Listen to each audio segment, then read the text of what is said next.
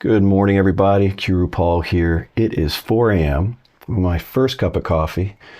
Trying to get the little sleep out of my eyes and also my voice. So if my voice sounds a little off, that's what it is.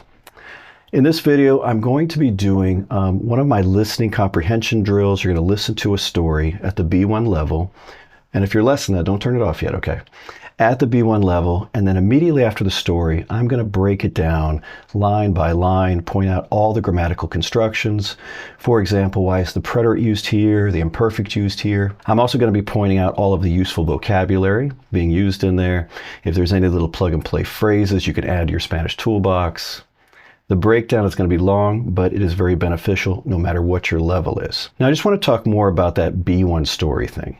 B1 is low intermediate, and it's really what you should be training for. Now, a lot of folks, when they first set out to learn Spanish, make the mistake of choosing super basic things to read. And, you're training to be able to be at that intermediate level. Even that low intermediate level, that's what we have conversations at. That's what you want to be able to function at. Well, why are you training for something that's not that? Okay. So these are B1 level stories that I do. If you join my learning group, the Qroo Spanish Crew, you're going to find a ton of them in my private learning group. But I think I have, counting this one, 2 of them here on the main site. So this is how it works. You're going to listen to the story all the way through. Now, if you don't understand something, that's okay. That's how you learn. If you want to back it up, feel free to do that, but don't slow it down, okay? Another mistake that people make is that they keep slowing down audio. Well, you're trying to train your ear to a certain speed of Spanish. That's not helping. So I'm going to knock this cup of coffee out while you listen to the story, and then we'll get right into that breakdown, all right? See you after the story. Sofía era una mujer de Canadá que siempre había soñado con vivir cerca del mar. Después de trabajar como enfermera durante 30 años, decidió que ya era hora de jubilarse. Un invierno, mientras quitaba la nieve de la entrada de su casa, pensó, tiene que haber algún lugar más cálido que este. Meses después, viajó a México para pasar 2 semanas de vacaciones. Visitó varios lugares, pero Akumal le llamó la atención desde el principio. Le gustaba que fuera un pueblo pequeño y tranquilo, con playas de agua cristalina. Sin embargo, le costaba acostumbrarse al calor. A pesar del calor, había algo que le fascinaba: la comida mexicana. Decidió aprovechar la oportunidad para probar todos los platillos regionales, incluso la cochinita pibil. No se molestó en comer en restaurantes grandes o de franquicia, aunque al principio le resultó difícil pedir porque no hablaba mucho español, pero poco a poco empezó a sentirse más cómoda. En solo 14 días, Sofía se había enamorado de Akumal. Al regresar a Canadá, tomó la decisión de mudarse a Akumal. Hizo una cita en el Consulado de México para iniciar el proceso de residencia. Presentó sus documentos, recibió la aprobación y con la visa en orden, tomó la decisión definitiva de mudarse a Akumal. En los meses siguientes vendió su casa, empacó sus cosas y organizó todo para su nueva vida. Finalmente, regresó a México lista para empezar de cero. Ahora pasa sus mañanas caminando por la playa, aprendiendo español con sus nuevos amigos y recordando que, a veces, un cambio de lugar es exactamente lo que uno necesita. So did you enjoy the story? Did you understand everything? Even if you didn't understand everything, don't be too hard on yourself. It really takes time to develop your ear for a language. And depending on your level, there may have been some things in there that were new to you, so you're not going to pick those up yet anyway. That's why we do this grammar breakdown. This is where the fun happens, folks. All the fun. So let's start right at the beginning, because, well, it seems like a good place to start, right? Sofía era una mujer de Canadá. Sofía was a woman from Canada. Now, I'm going to be pointing out verb tenses, especially because we're talking about things in the past tense. And as English speakers, when we're learning Spanish, we tend to struggle between those 2 main forms of the past tense, the preterite and the imperfect. The one we have here, era, is the imperfect of the verb ser. We use the imperfect to say that something is in progress in the past. It's how we set background information, like we have here. Or we talk about habitual actions in the past. The preterite is for things that happen in the past that are seen as being completed at that point in the story. That's where you may be like, wow, Paul, how do you know something's completed? Well, some things are going to be obvious, like Juan closed the door. Juan cerró la puerta. That's preterite, right? He closed it. He wasn't closing it. It's not in progress at that point in the past. It's also not setting any kind of background information or habitual action, right? This, on the other hand, Sofía era una mujer, right? She was a woman from Canada. Did she stop being a woman from Canada? Is that seen as being completed? It could, depending what we're doing, but here we're setting the background for the story, so we're using the imperfect. And then we go on, que siempre había soñado con vivir cerca del mar. That had always dreamt of living close to the sea, or always dreamed of being close to the sea. Sometimes I'll, use both those past participles in English, and somebody will inevitably comment about it. So we have our helping verb haber and the past participle, and this is our had done something. And this is going to be in the imperfect the majority of the time. In fact, it's going to be pretty rare when you're using preterite. I go into more on that in other videos. But as you start to go through these, you're going to be seeing the imperfect all the time. So she had always dreamt or dreamed of living close to the sea. Había soñado. So our verb here is soñar. And you may have noticed this preposition here, con, which means with. So what we're literally saying is she had always dreamt or dreamed with living close to the sea. And you'll hear me say this 1,000 times in my videos. When you're learning Spanish verbs, learn the preposition that goes with it, especially if it's a preposition you did not anticipate. So in Spanish, soñar con is to dream of something. Or, it could be a noun, like anoche soñé con mi abuelito. Last night, I dreamt of my grandfather, but literally, I dreamt with my grandfather. We can also pop in a verb like we have here, and I could say, I dreamt of living in Mexico. Soñé con vivir en México. We just pop in infinitives. So always learn that with the preposition con. Then we have después de trabajar, after working. That's a fantastic sentence starter. I like después de for after, you just pop in infinitives. I also like antes de for before, just pop in an infinitive. And in English, we're saying after working, right? But in Spanish, they're not saying después de trabajando. Just drop in your infinitive. If you learn these things as formulas, you're going to be able to make, grammatically correct sentences all the time without thinking about it too hard. You just learn después de plus infinitive after doing something. Después de trabajar como enfermera durante 30 años, after working as a nurse for 30 years, here it's literally during 30 years. Another area where us English speakers might struggle is deciding between por and durante with time expressions. Now, I will tell you that there's no concrete rule, but with longer periods of time, it's more common to hear durante. Okay, how long would that be? It's up to you. Here we're talking 30 years. Durante is a good fit, all right? Decidió que ya era hora de jubilarse. She decided that now was the time to retire. And era is being used here. Well, before that, we have decidió. This is in the preterite. And you're going to see this a lot with decide, because you're not deciding, you decided, right? She decided. Boom, it's done. Decidió. Que ya era hora, that now was the time. Now, in the story, we're using the imperfect of ser, now was the time, because it's still going on kind of at that point in the story, right? She's decided, now's the time. It's going on, now still the time. What are we going to do with it? So, imperfect, setting that background. Un invierno, one winter, mientras quitaba la nieve de la entrada de su casa, while she was removing the snow from the entrance of her house, pensó, she thought. Pensó is in the preterite, right? It's not that she was thinking, she thought, boom, pensó. Tiene que haber algún lugar más cálido que este. There has to be some place warmer than this. What do we got going on here? If you've taken my Spanish Master course, one of the first constructions I teach you is the tener que plus infinitive means to have to do something.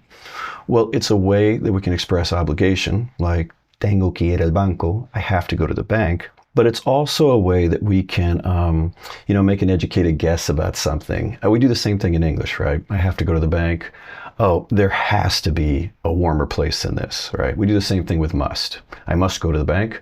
There must be a warmer place than this. Same thing in Spanish. That's how it's being used here. We have the verb haber here. And haber, we saw it before with the past participle, right? Había soñado, I'm not even going to go down that road again. But you saw it up there. Haber by itself can also mean there is or there are. And that's how it's being used here. So it's like saying there has to be some place, and it's hard to literally translate this from English. That's why learning the constructions is the way to go. Let's say I took out this first part here. And I just said there is a place. Sometimes it's easier. You might have learned the word hay. Hay algún lugar más cálido que este. There is some place warmer than this. Now, when you see it with I, you might be like, oh, okay, Paul, I see. I've used I just didn't recognize it when it was in the infinitive. It happens. It does happen. Meses después, viajó a México para pasar 2 semanas de vacaciones.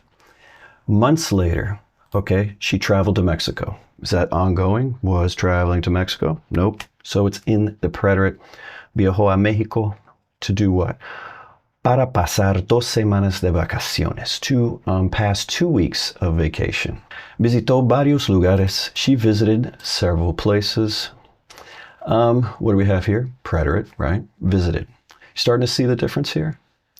Pero Akumal le llamó la atención desde el principio. But Akumal, what would be the best way to translate this?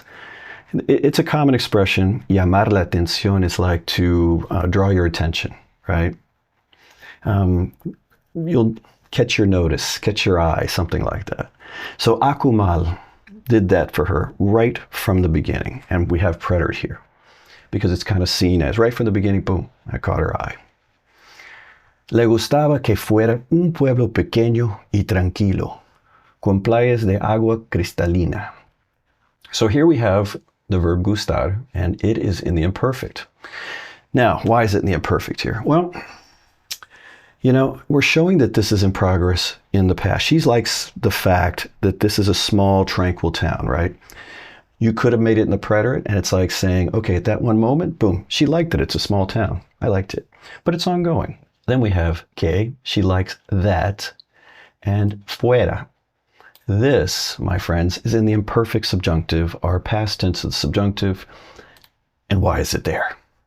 Well, it's there because over here, right, we have an emotional judgment, which she likes something. What does she like? And then we have que. She likes that something is going to trigger the subjunctive. You're like, Paul, how do you know that? Well, the easiest way for us English speakers to learn how to use the subjunctive correctly in Spanish is to learn it as subjunctive triggers. When I say subjunctive triggers, I'm talking about like little formulas that tell you when to use the subjunctive. So, we have an emotional reaction, the word que, and the next clause is going to be in the subjunctive. Now, I've seen the subjunctive taught a lot of different ways, and I really think that this trigger method and learning these formulas is the fastest, most effective way to do it. I can show you a trigger. You can make sentences that are grammatically correct, sentences you've never seen or heard before in your whole life, but they are correct because you already speak a language and you're an adult, all right? That's how I teach. So I do have a subjunctive triggers playlist here on the main channel. If you want to kind of binge watch those later. Let's get back to this. Le gustaba que fuera un pueblo pequeño y tranquilo, that it was a small, tranquil town, right? Peaceful, quiet. Tranquilo is a lot of times just for like quiet. Con playas de agua cristalina, with beaches of, crystal clear water. Sin embargo, nevertheless, and sin embargo is a fantastic sentence starter, should definitely be in your Spanish toolbox. Le costaba acostumbrarse al calor. Oh, what do we got going on here? Well, this is an expression with the verb costar. Costar means to cost. And this is a set expression to say that something is difficult for you. You will say that that thing costs you, okay? Like here, it's costing her to get accustomed to the heat. Now that's a literal translation to help you figure out what this actually says. Of course, we would interpret in English. We'd be like, it was difficult for her to get used to the heat. And here the imperfect's being used to show this is not something where she only had difficulty in that moment. This is something that's going on, at this time in the past and still extending a little bit beyond this, obviously. Otherwise, it'd be the preterite. Now, I recently did a video where I talked about this in the present tense because we talk about what's difficult for me. So if I put this in the present tense and I made it me, I would say, it's difficult for me to get accustomed to the heat. Me cuesta acostumbrarme, to get accustomed to, and then to what? Al calor, right? And if it was you, te cuesta, him, her, le cuesta. The verb is controlled by the thing that's difficult to do. And anytime you have any type of infinitive that follows it, it's going to be the singular third person, cuesta. Here we're in the past tense, the imperfect, so it's costaba. A pesar de calor, in spite of the heat, and that is a fantastic sentence starter, a pesar de, or it could be anywhere in the sentence, little three-word phrase, in spite of. Había algo que le fascinaba, la comida mexicana. Now, this is back to using haber to mean there is or there are. So we have there was something that fascinated her. And you'll see this verb fascinar used in some places to mean that you really like something. If I like something, I could be like, me gusta el café. And if I really love it, I could be, me encanta el café, like it enchants me. And if I really love it, me fascina el café. So in spite of the heat, there was something that she loved, is really what this says. La comida mexicana. Now you got that part right, Mexican food. Decidió aprovechar la oportunidad para probar todos sus platillos regionales, incluso la cochinita pibil. She decided to take advantage of the opportunity. Decided is in the preterite. We talked about that before. With decide, that's generally what you're going to see. The opportunity to try, probar, all of the regional dishes. Now, platillo is a word you're going to see a lot in Mexico and in some other countries. A more general word would be platos, more generally accepted in Spanish. Todos los platos regionales, incluso la cochinita pibil. Cochinita pibil is a delicious pork dish. Salivating thinking about it. It's typically cooked down on the ground with some, sour orange. Very like Mayan in that area. You got to have it. I lived down in Acumal for 6 years, so I ate quite a bit of cochinita pibil. No se molestó en comer en restaurantes grandes o de franquicia. She did not bother to eat at big restaurants or chain restaurants. This is actually franchise restaurants. This is a useful expression. Molestarse en plus infinitive is not to bother to do something. It's usually in the negative, so that's why we have no there. Not to bother to do something. Perfect. Good one for your word list. Aunque, although, al principio le resultó difícil pedir porque no hablaba mucho español. Although at first, and a principio is a great one also, should be on your word list. Then we're coming up to an expression when something is difficult for you. We talked about costar. This is another one. Resultar difícil. A little bit closer to English, I guess. Well, at least easier to identify the verb. It resulted difficult to you. That's what this le is. So whatever's difficult, they're controlling the verb. And here we have pedir.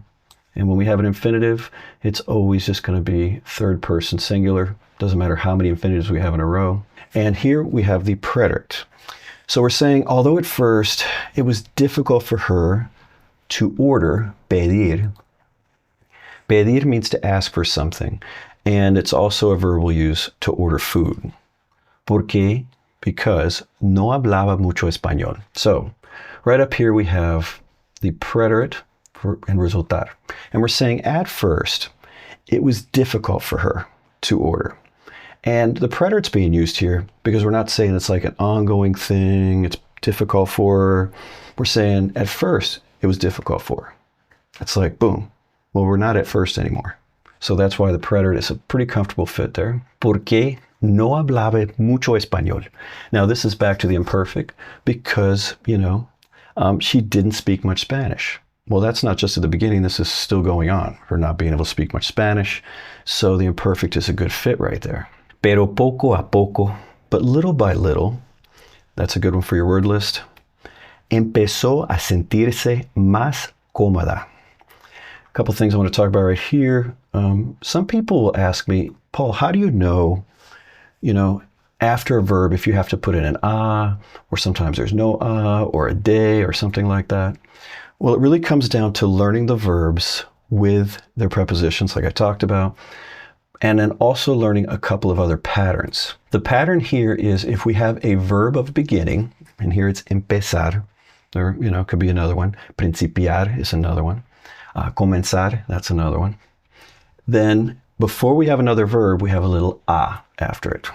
So it's like empezar a verb, comenzar a verb. It's just a pattern.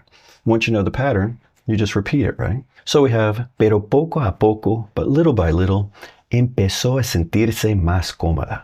She began to feel more comfortable. And this is in the preterite because that beginning, she began to feel more comfortable. Not she was beginning to feel more comfortable. Sometimes our English can help us. En solo 14 días, Sofía se había enamorado de Akumal.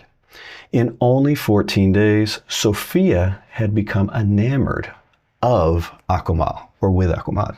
And what does that mean? It means to fall in love. So our verb, and I haven't put too many notes. Just want to show you the verb we're working with here. If I can type. Enamorarse de is to fall in love with something. With someone, with something. Like here we have Akumal. Again, when we learn enamorarse, we learn it with our preposition enamorarse de. Otherwise, we're going to use the wrong one, aren't we? We're going to try to use con. I mean, who'd blame you, right? Al regresar a Canadá. Upon returning to Canada, let me get rid of this. This is a fantastic thing I show students. It helps you get around having to conjugate. You could say when she returned, but you'd have to conjugate return. Here you don't. It's just al and then infinitive. And it means upon doing something. Or, when we translate it into English, we may say when. Hey, when she returned to Canada. But it's closer like upon returning to Canada. It's just a way to get around conjugation. Tomó la decisión de mudarse a Akumal. She took the decision, and I'm literally translating, she took the decision of moving to Akumal. In Spanish, you do not make decisions, you take decisions. So that's a good one for your word list. Hizo una cita en el Consulado de México para iniciar el proceso de residencia. She made an appointment in the Mexican consulate in order to initiate the process of residency. So, backing up here, I didn't talk too much about the verbs. Tomó la decisión, preterite, right? Took the decision. Boom, made the decision. Hizo una cita, made an appointment, right? Seen as being completed, preterite. We'll go to our next one. Presentó sus documentos. She presented her documents, preterite. Recibió la aprobación. She received the approval, preterite. Y con la visa en orden, and with the visa in order, right? All set. Tomó la decisión definitiva de mudarse a Akumal. She made the definitive, right, decision to do what? To move to Akumal. En los meses siguientes vendió su casa. In the following months, she sold her house, preterite. Empacó sus cosas. She packed her things, preterite. Y organizó todo para su nueva vida. And she organized everything for her new life, preterite. You can see the difference now, right? Get a feel for that whole preterite and perfect thing. Finalmente, finally, regresó a México lista. She returned to Mexico ready, right? That's a really good little adjective there. Lista. Listo for what? Para empezar de cero. Ready to begin from zero. And sometimes you'll see it desde cero, both ways. We're almost at the end, folks. Ahora pasa sus mañanas caminando por la playa. Now she spends her mornings walking along the beach, and use pasar with that. You pass time doing something, and you'll see over here you have your Spanish gerund. So we can pass time. Pasa sus mañanas. She passes her mornings. Doing what? Caminando, walking. Maybe it was running, corriendo. Maybe it's dancing, bailando. That's going to be in the Spanish gerund. What else does she do? Oh, there's more. Aprendiendo español, learning Spanish con sus nuevos amigos, and y recordando que, and remembering that, a veces, sometimes, un cambio de lugar es exactamente lo que uno necesita. A change of place is exactly that which one needs. Now, I haven't talked too much about lo que. I have several videos on lo que. It's so necessary in Spanish. So if you're not too up on lo que, I suggest you watch some of those, okay? And you can always just go to my main channel and search through my videos and type, oh, lo que, and then find everything. So I suggest you do that. Well, that's the end of the video. It was a long one. I don't even know who's still here, If you are still here and you liked it, do me a favor, give it a thumbs up. I really should have mentioned that thumbs up thing way at the beginning when there were actually people here. Thank you very much for watching the channel. And until next time, hasta luego.